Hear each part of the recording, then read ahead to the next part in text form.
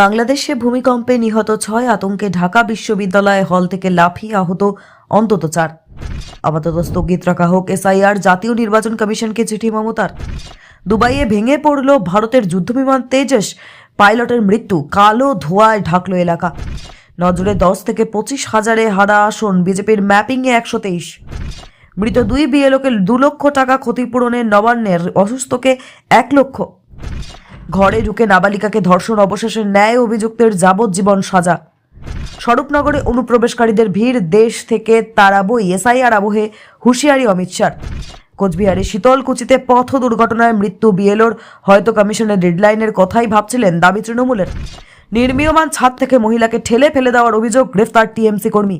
মতুয়ারা তো স্বঘোষিত অনুপ্রবেশকারী, বিস্ফোরক প্রাক্তন সাংসদ। এসআইআর আবহে মঙ্গলে বনগায় মমতা, সভা শেষে পদযাত্রা, অনুপ্রবেশের দায় বিএসএফের। সার বাহিনীকে কাঠগড়ায় টানলেন দিলীপ। শুভেন্দুর জেলায় হৃদরোগে আক্রান্ত হয়ে বৃদ্ধর মৃত্যু, এসআইআর আতঙ্কে বলল তৃণমূল। বাসের সঙ্গে বাইকের ধাক্কায় মৃত্যু বিএলওর, চাপের কথা তৃণমূলের মুখে। অনুপ্রবেশকারীদের নিরাপত্তা দেওয়া হচ্ছে, নাম না করেই মমতাকে নিশানার সার। পাকিস্তানের রাসায়নিক কারখানা গ্যাস লিক করে ভয়াবহ বিস্ফোরণ, মৃত অন্তত 15। 26কে নজরে রেখে টানা বঙ্গ সফরে মোদি শাহ, ডিসেম্বর থেকেই লাগাতার প্রচার। কৃষ্ণদেবী মেডিকেল কলেজে 90% পড়ুয়াই মুসলিম, ভর্তি প্রক্রিয়া বাতিলের দাবি সঙ্গীদের। এসআইআর প্রতিবাদে ফের পথে মুখ্যমন্ত্রী, মতুয়াগড়ে মিছিল ও সভা। অনুপ্রবেশকারীদের বাঁচাতে এসআইআর বিরোধিতা, কমিশনকে মমতার চিঠির পরই সরব শাহ। এক হাতে এসআইআর এর ফর্ম, অন্য হাতে নিশীথ প্রামাণিকের মুখে কালি লাগানো ছবি। 7 সকালে উত্তেজনার দিনহাটায়।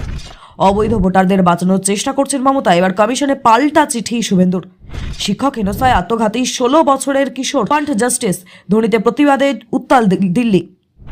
আরবিআই কর্তা সেজে ক্যাশ ভ্যান আটকালো দুষ্কৃতীরা, বেঙ্গালুরুতে 30 মিনিট 7 কোটি লুট।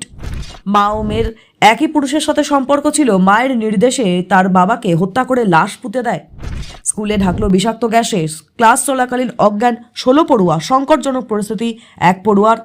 এতক্ষণ শুনছিলেন সংবাদ শিরোনাম, এবার আসছি বিস্তারিত খবরে। ভিডিওটি ভালো লাগলে লাইক করুন এবং আমাদের ইউটিউব চ্যানেলটি সাবস্ক্রাইব করুন। বাংলার সীমান্ত এলাকাগুলিতে জমছে ভিড়, কখনো হাকিমপুর, কখনো বা বসিরহাট। দেশ ছাড়ছে একের পর এক পরিবার। কেউ কেউ বলছেন তারা দেশ ছাড়ছেন নয়, দেশেই ফিরছেন। ভোটার তালিকার নিবিড় পরিমার্জনের ঘোষণার পর থেকেই বাংলাদেশে ফিরছেন অনেকে, এমনটাই অভিযোগ। ভারত বাংলাদেশের বিভিন্ন সীমান্তে বেড়েছে তাদের আনাগোনা, কিন্তু এতদিন দেশে কি করছিল তারা? কেউ কেউ ভিসা নিয়ে ঘুরতে এলেও একটা বড় অংশ অনুপ্রবেশকারী বলেই অভিযোগ। চোরা পথে ভোটার কার্ড, আধার কার্ড বানিয়েই বাংলার সীমান্ত এলাকাগুলিতে তারা থাকে, কিন্তু অনুপ্রবেশ ঘটছেই বা কিভাবে? খোঁজ রাখে না সীমান্ত রক্ষীরা, খোঁজ রাখে না স্থানীয় প্রশাসন। বিজেপির অভিযোগ, এই অনুপ্রবেশকারীদের আশ্রয়দাতা রাজ্যের শাসক শিবির। শুক্রবার খোদ কেন্দ্রীয় স্বরাষ্ট্রমন্ত্রী নাম না করে মমতাকে আক্রমণের সুরে বলছেন, কেউ কেউ অনুপ্রবেশকারীদের সুরক্ষা প্রদান করছেন, তবে সেই 4 দলের সৈনিকের সুর একটু ভিন্ন। অনুপ্রবেশকারীদের দায় সামান্য হলেও বিএসএফ রয়েছে বলে মত তার। বৃহস্পতিবার স্বরূপনগরে গিয়েছিলেন বঙ্গ বিজেপির প্রাক্তন রাজ্য সভাপতি দিলীপ ঘোষ। বাংলাদেশিদের চোরা প্রবেশ নিয়ে দেশের সীমান্ত রক্ষীদেরও কাঠগড়ায় দাঁড় করিয়েছেন তিনি। দিলীপ ঘোষের কথায়, পুলিশ বিএসএফ পয়সার জন্য করছে, জনসাধারণও পয়সার জন্য এদের ঢুকতে দিচ্ছে, কিন্তু রাজ্য সরকার যদি না চায় তবে কড়াকড়ি করে কিভাবে ঢুকবে তারা? দিলীপ ঘোষের আরও অভিযোগ, সরকার যদি না চায় বাংলাদেশিরা ঢুকতে পারে না। এতদিন কাটা তার লাগাতে দেয়নি, বামেরাও দেয়নি, এরাও দেয়নি, এখনও কাজ চলছে, কিন্তু দেরি তো অনেকটাই হয়েছে। এসআইআর নিয়ে তৈরি হওয়া আতঙ্ক নিয়ে মুখ খুলেছেন দিলীপ।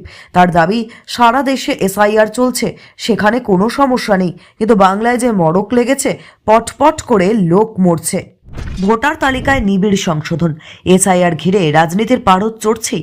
সেই আবহেই জাতীয় নির্বাচন কমিশনকে চিঠি দিলেন পশ্চিমবঙ্গের মুখ্যমন্ত্রী মমতা বন্দ্যোপাধ্যায়। এসআইআর আপাতত স্থগিত রাখার আবেদন জানিয়ে ওই চিঠি দিয়েছেন তিনি। মমতার দাবি, পরিকল্পনাহীনভাবে জোর করে কাজ চাপিয়ে দেওয়া হচ্ছে, যথাযোগ্য পদক্ষেপ করতেও আবেদন জানিয়েছেন। বিহারের পর ভোটমুখী বাংলাতেও জোর কদমে এসআইআর এর কাজ চলছে, কিন্তু বিএলওদের মৃত্যুর খবরও উঠে আসছে লাগাতার। অভিযোগ, অসম্ভব চাপ সহ্য করতে না পেরে কেউ মৃত্যুর কোলে ঢলে পড়ছেন, কেউ আবার বেছে নিচ্ছেন আত্মহত্যার রাস্তা।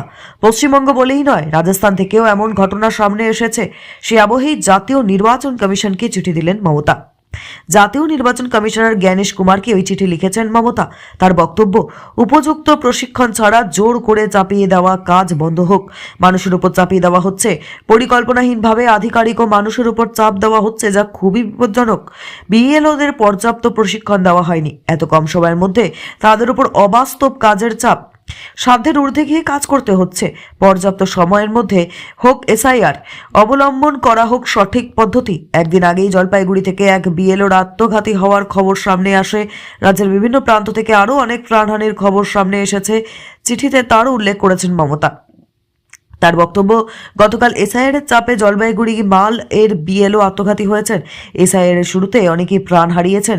পরিকল্পনাহীন হঠকারী সিদ্ধান্তের শিকার মানুষ এবং নির্বাচনের কাজে যুক্ত আধিকারিকরা। যথাযোগ্য পদক্ষেপ নেওয়ার আর্জিও জানিয়েছেন মমতা। ভয়ঙ্কর, দুবাইয়ে এয়ার শো চলাকালীন ভেঙে পড়ল যুদ্ধবিমান তেজস। সেখানকার স্থানীয় সময় দুপুর 2:10 নাগাদ ভেঙে পড়ে ভারতের যুদ্ধবিমানটি। মাটি স্পর্শ করতেই ধ্বংস হয়ে যায় যুদ্ধবিমান তেজস। পাইলট বেরোতে পেরেছিলেন কিনা তা নিয়ে এখনো পর্যন্ত স্পষ্ট নয়। এ নিয়ে ভারতীয় বায়ুসেনার বিবৃতি এখনো সামনে আসেনি। দুবাই ওয়ার্ল্ড সেন্টারের অল মাকতুম আন্তর্জাতিক বিমানবন্দরে দর্শকদের জন্য একটি প্রদর্শনীর সময় দুর্ঘটনাটি ঘটে। ভারতীয় বায়ুসেনার ব্যবহৃত যুদ্ধবিমানটি ভেঙে পড়ে। সঙ্গে সঙ্গে কালো ধোঁয়ায় ঢেকে যায় সংশ্লিষ্ট এলাকা। বেজে ওঠে এমার্জেন্সি সাইরেন। দুর্ঘটনার আগে পাইলট বিমান থেকে বেরিয়ে এসেছিলেন কিনা নাকি কেউ আহত হয়েছেন তা প্রাথমিকভাবে স্পষ্ট নয়। বিমানবন্দরের উপর দিয়ে কালো ধোঁয়া উঠতে শুরু করে। উদ্ধারকারীরা ঘটনাস্থলে ছুটে যান। ভিড়ের উপস্থিতিতেই দুর্ঘটনাটি ঘটে। সেখানকার দ্বিতীয় বিমানবন্দরটি দ্বিবার্ষিকী দুবাই এয়ার শোর আয়োজন করছিল। এই এক বছর এমিরেটস এবং এর কম খরচের সহযোগী বিমান সংস্থা ফ্লাই দুবাই থেকে বড় বিমানের অর্ডারের মাধ্যমে অনুষ্ঠানটি চিহ্নিত করা হয়েছিল। দুর্ঘটনার কারণ এবং জড়িতদের অবস্থা সম্পর্কে তাৎক্ষণিকভাবে বিস্তারিত জানা যায়নি। অ্যারোনটিক্যাল ডেভেলপমেন্ট এজেন্সি ডিজাইন করেছে এবং হিন্দুস্তান এরোনটিক্স লিমিটেড দ্বারা নির্মিত তেজস হল ভারতের প্রথম স্বদেশী ফাইটার জেট। যদিও এতে বিদেশি ইঞ্জিন রয়েছে। ভারতীয় বায়ুসেনা বর্তমানে তেজস যুদ্ধবিমানের MK-1 এর পরিচালনা করে এবং MK-1A প্রকারের সরবরাহের জন্য অপেক্ষা করা হচ্ছে। ভারতীয় বায়ুসেনা তাদের স্কোয়াড্রন শক্তি পুরো তেজস যুদ্ধবিমানের উপর নির্ভর করে। 2010 সালের মাঝামাঝি সময়ে এর অন্তর্ভুক্তির পর থেকে দুবাই এয়ার শোয়ে তেজস যুদ্ধবিমানের দ্বিতীয় দুর্ঘটনা। স্বরূপনগরে আজও অনুপ্রবেশকারীদের ভিড়। পরিবার নিয়ে তারা অপেক্ষা করছেন সীমান্ত পারের দরজা খোলার। ঠিক এমন আবহে ফের বিরোধীদের তীব্র আক্রমণ শানিয়েছেন অমিত শাহ। তিনি বলেন, অনুপ্রবেশ রক্ষা শুধু দেশের সুরক্ষা নয়, দুর্নীতিমুক্ত গণতন্ত্রের জন্যও জরুরি। দুর্ভাগ্যজনকভাবে কিছু রাজনৈতিক দল অনুপ্রবেশকারী হটাওয়ের বিরোধিতা করছে। কিছু রাজনৈতিক দল ভোটার লিস্ট শুদ্ধিকরণে এসআইআর এর বিরোধিতা করছে। কিন্তু আমরা চিহ্নিত করে প্রত্যেক অনুপ্রবেশকারীকে দেশ থেকে তাড়াবই। কেউ মায়ানমার থেকে বাংলাদেশ হয়ে ভারতে ঢুকেছিলেন, কেউ যশোর বা সাতক্ষীরা থেকে কাজের খোঁজে দালাল ধরে এপারে এসেছিলেন। তারপর কেটে গেছে বছরের পর বছর। এসআইআর শুরু হওয়ার পর ঘরে ফেরার জন্য হুড়োহুড়ি সীমান্ত চেকপোস্টে। এরই মধ্যে এদিন সকালে বিশ্ব হিন্দু পরিষদের বিক্ষোভ ঘিরে উত্তেজনা তৈরি হয় স্বরূপনগরের হাকিমপুরে। আতঙ্কের নাম এসআইআর। সীমান্ত পেরিয়ে বাংলাদেশে পালানোর জন্য হুড়োহুড়ি পড়ে গেছে উত্তর 24 পরগনার স্বরূপনগর সীমান্তে। কেউ মায়ানমার থেকে বাংলাদেশ হয়ে ভারতে ঢুকেছিলেন, কেউ আবার যশোর বা সাতক্ষীরা থেকে কাজের খোঁজে এপারে এসেছিলেন, তারপর থেকে গেছিলেন। এরপর এসআইআর শুরু হওয়ার ফেরার পালা। মায়ানমারের নাগরিক মোহাম্মদ সেলিম বাংলাদেশের হয়ে 5-6 বছর আগে ঢুকেছিলেন ভারতে, থাকতেন হায়দ্রাবাদে। মনে পড়বে স্পেশাল 26-এর কথা। ওই প্রতারণা চক্র অবশ্য সিবিআই সেজে কাজ হাসিল করত। বেঙ্গালুরুতে প্রকাশ্য দিবালোকে 7 কোটি টাকা লুট করল ভুয়ো আরবিআই কর্তারা। এটিএম এর ক্যাশ ভ্যানের পথ আটকে মাত্র 30 মিনিটের মধ্যে ডাকাতি চালায় গ্যাংটি। ঘটনা তদন্তে নেমেছে পুলিশ, যদিও এখনো পর্যন্ত খোঁজ মেলেনি ভুয়ো আরবিআই কর্তাদের। একাধিক সংবাদ মাধ্যম সূত্রে জানা গিয়েছে, বুধবার দুপুর 12:30 নাগাদ ক্যাশ ভ্যানটিকে দক্ষিণ বেঙ্গালুরুর একটি উড়াল পুলের উপর আটকায় জালিয়াতিদের দুটি গাড়ি। ওই ক্যাশ ভ্যানে 3টি ব্যাংকের নগদ ছিল বলে জানা গিয়েছে। টাকা নিয়ে হচ্ছিল এটিএমে। তখনই আরবিআই কর্তা পরিচয় দিয়ে অপারেশন চালায় দুষ্কৃতীরা। অভিযুক্তদের ক্যাশ ভ্যানের কর্মীদের চমকিয়ে বলে আরবিআই নির্দেশিকা লঙ্ঘনের অভিযোগ রয়েছে তাদের সংস্থার বিরুদ্ধে। তাদের থানায় নিয়ে যাওয়া হবে বলেও জানানো হয়। বাস্তবেই ক্যাশ ভ্যান থেকে নামানো হয় 3 কর্মীকে। তাদের অন্য গাড়িতে তোলে প্রতারকরা। সঙ্গে ছিল 2 দুষ্কৃতী। মারুতিতে ওই দলের আরও কয়েকজন। ক্যাশ ভ্যানে ওঠে 2 জন। অভিযোগ, কয়েক কিলোমিটার যাওয়ার পর দুষ্কৃতীদের 2টি গাড়ি দুদিকে চলে যায়। মারুতির পিছন নেয় ক্যাশ ভ্যানটি। এক ক্যাশ ভ্যান থেকে 3 কর্মীকে নামিয়ে দেয় দুষ্কৃতীরা। তাদের স্থানীয় থানায় পৌঁছে যেতে বলা হয়। এরপরই সমূর্তি ধারণ করে দুষ্কৃতীরা। বন্দুক উঁচিয়ে রাস্তার মধ্যে নামিয়ে দেওয়া হয় ক্যাশ ভ্যানের চালককে। বন্দুক দেখিয়ে চালকের নির্দেশ দেওয়া হয় ভ্যানে থাকা ক্যাশ বাক্সগুলিকে মারুতি এবং অন্য গাড়িতে তুলে দেওয়ার জন্য। তারপর চালককে রাস্তায় মাঝে ফেলে টাকা নিয়ে পালিয়ে যায় দুষ্কৃতীরা। যদিও ক্যাশ ভ্যানের তিনি কর্মী প্রতারণা বুঝতে পারেননি, তার নির্দেশ মতো সিদ্ধাপুর থানায় গিয়ে আরবিআই কর্তাদের জন্য অপেক্ষা করেন। যদিও কয়েক ঘন্টা প্রতারিত হয়েছেন বুঝতে পারেন তারা। এরপরই গোটা বিষয়টি পুলিশকে জানান। প্রত্যক্ষদর্শীরা তাদের কাছ থেকে জানা গিয়েছে দুষ্কৃতীদের গাড়িতে সরকারি লোগো ছিল। পুলিশ জানিয়েছে প্রতারকরা গাড়িতে ভুয়ো নম্বর প্লেট লাগিয়েছিল। জালিয়াত চক্রকে ধরতে পুলিশের 8টি দল বিভিন্ন দিকে তল্লাশি চালাচ্ছে। ঘটনাস্থলে সিসিটিভি ফুটেজ খতিয়ে দেখা হচ্ছে। শুক্রবার সকাল 10:38 ভূমিকম্প। বাংলাদেশের আবহাওয়া দফতরের তথ্য অনুযায়ী রিক্টার স্কেলে ভূমিকম্পটির তীব্রতা ছিল 5.7। উৎপত্তিস্থল নরসিংদীর মাধবদী। ভূমিকম্পটিকে মাঝারি মাত্রার বলছে আবহাওয়ার অধিদপ্তর। শুক্রবার সকালে বাংলাদেশে ভূমিকম্পে 6 জন নিহত হয়েছে বলে জানিয়েছে বাংলাদেশের স্বাস্থ্য দফতর। নারায়ণগঞ্জের রূপগঞ্জে ভূমিকম্পের কারণে দেওয়াল ধসে 10 মাসের শিশু মৃত্যু। আহত হয়েছেন 50 জনেরও বেশি। ভূমিকম্পের কারণে ঢাকার কসাইটুলি এলাকায় একটি বহুতলের রেলিং ধসে পড়ে। ওই সময় আরও অনেকেই রাস্তা দিয়ে যাচ্ছিলেন। রেলিংয়ের ধ্বংসাবশেষ তাদের মাথার উপর পড়ে।